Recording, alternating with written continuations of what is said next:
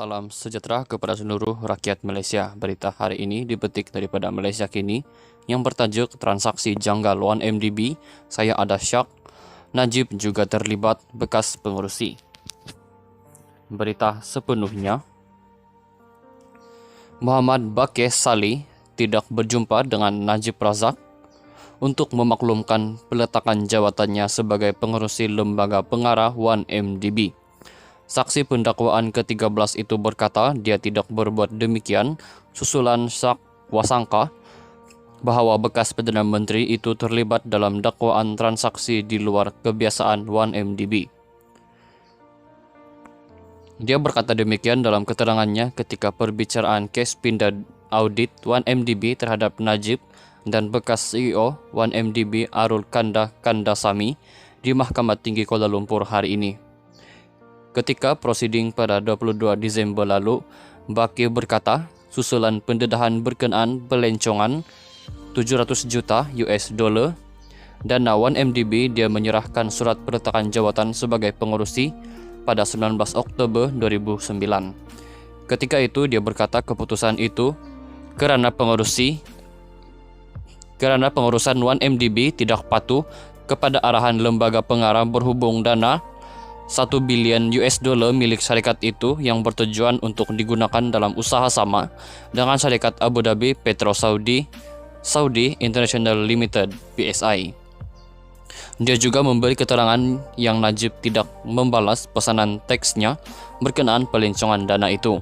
Dalam perbicaraan kes rasuah RM2.28 bilion terhadap Najib, Mahkamah diberitahu uang 700 juta US dollar itu dialihkan ke Good Star Limited yang didakwa dikawal oleh ahli perniagaan dalam pelarian Low Tekjo atau Jolo. Ketika perbicaraan kes pindah laporan audit 1MDB hari ini, Bakir diperiksa balas oleh Peguam Muhammad Safi Abdullah. Safi bertanya Bakir kenapa dia tidak memberitahu Najib tentang hasratnya untuk letak jawatan.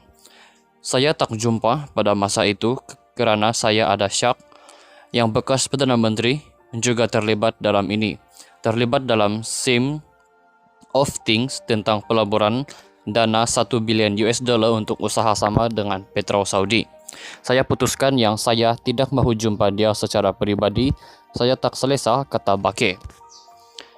Katanya lagi, dia mengelak daripada memberitahu Najib juga disebabkan Najib telah memberitahunya agar memaklumkan kepada lembaga pengarah untuk membuat keputusan berkenaan cadangan usaha sama dengan PSI.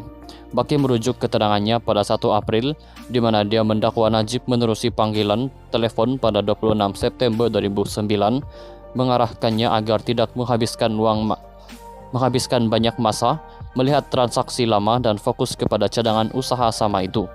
Dia mendakwa Jolo yang hadir dalam mesyuarat itu menyerahkan telefon kepadanya untuk bercakap dengan Najib.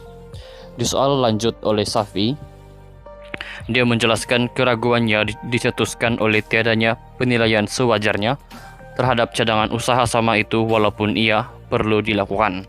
Bakir berkata dia juga pada masa itu percaya pengurusan 1MDB mengabaikan lembaga pengarah kerana mereka mengambil arahan daripada Najib dan Jolo. Sekian berita untuk hari ini. Kita jumpa lagi di video yang seterusnya. Stay safe, stay healthy. Bye-bye.